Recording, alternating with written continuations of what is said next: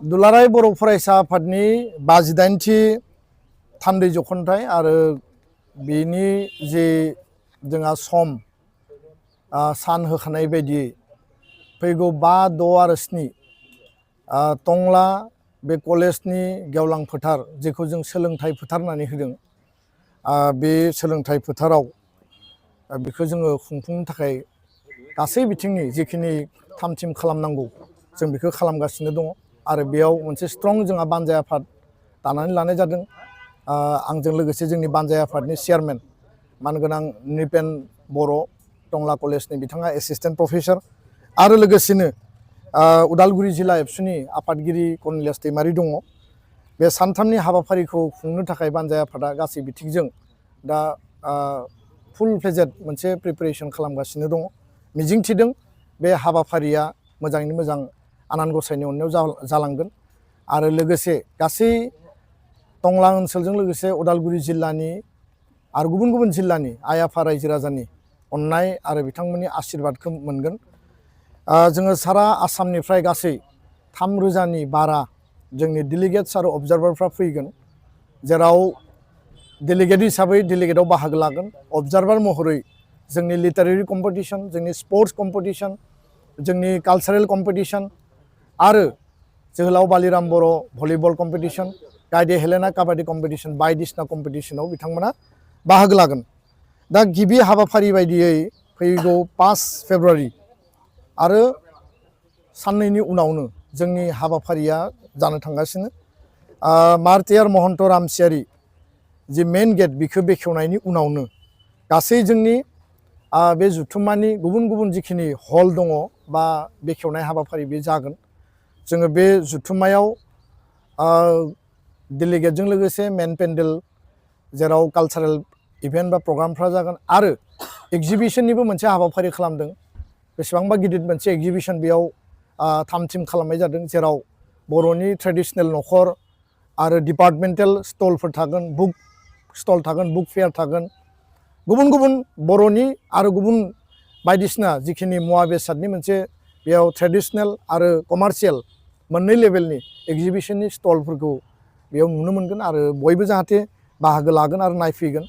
5 जोंनि जे फेब्रुवारि बे सानाव गोजोननि थाखाय आरो जोंनि खौसेथि अनलायनाय बेखौ नोजोर बोनानै जोङो मोनसे माने आलारि बाथि फोजोंनाय केन्डेल लाइट जों हाबाफारि लादों लोगोसे 6 बाजियाव जोंहा गिबि डेलिगेट सिटिंआ जागोन आरो बे डेलिगेट सिटिंखौ बेखेवगोन जोंनि अल आसाम ट्राइबेल संघनि मानगोनां जेनेरेल सेक्रेटारि आरो CC2नि चिफ कअर्डिनेटर आदित्य खाख्लारि मानगोनां बिथाङा मोनाबिलियाव जोंहा कालचारेल कम्पिटिशननि बेखेवनाय दङ 6 फेब्रुवारियाव जोंहा गुबैयै गोबां हाबाफारि दङ फुंबिलिनि 7:30 आर'जनि उनाव जोङो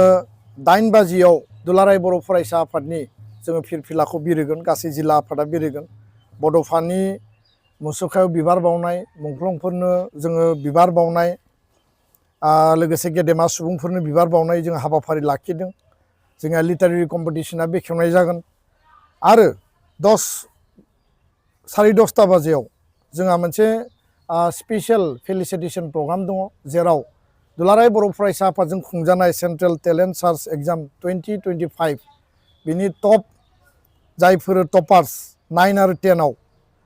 बिथांमोनखौ जोङो बरायगोन लोगोसे बावैसो पद्मश्रीजों बान्थाजों माने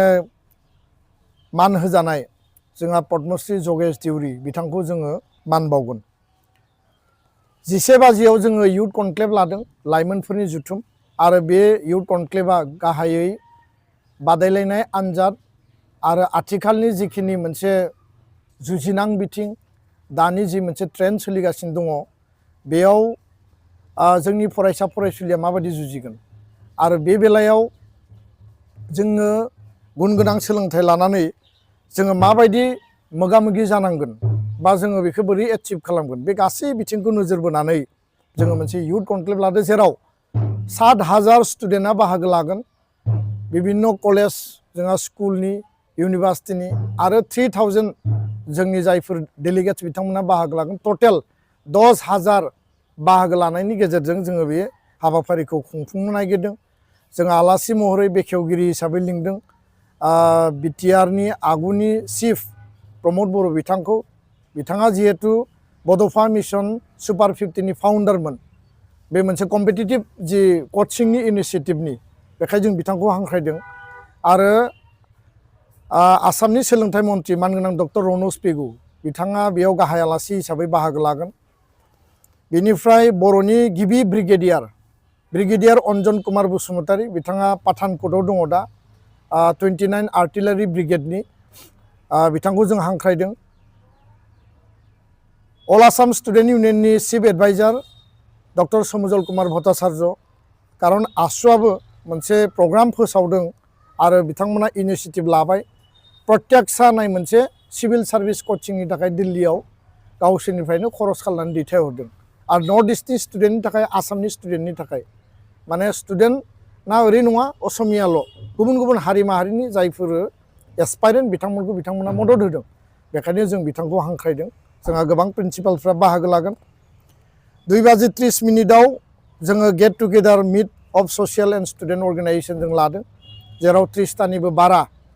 जातीय संगठन आरो फरायसा आफादफोरनि आफादगिरि, गाहाय नेहाथारि दैदेनगिरिफ्रा बाहागो लागोन। आरो बेयाव जोङो मोनसे टपिक लाखिदों जे जोंनि हारिमु, जोंनि राव आरो जोंनि ससियेल भेलुस, बेखौ जोङो सास्टेइन पिस आरो हारमनि आरो भाइब्रेन्ट बिटिआर आरो आसाम जौगानायनि थाखाय जों माबायदियै हाबा मावलांनो हायो, जोंनि कानेक्सन, जोंनि रिलेसना मा जागोन, बे हाबाफारिखौ बेखेवनानै होगोन डक्टर समुद्र गुप्त काश्यप, नागालेण्ड मुलुगसोलोंसालिनि चेन्सेलर, आरो आसामनि एडिजिपि स्पेसियेल ब्रान्चनि मानगोनां IPS अफिसार श्री हिरेन चन्द्र नाथ, बिथाङा स्पेसियेल गेस्ट हिसाबै बाहागो लागोन। गुबुन गुबुन ट्राइबेल माहारियारि आफादजों लोगोसे गुबुन गुबुन आफाद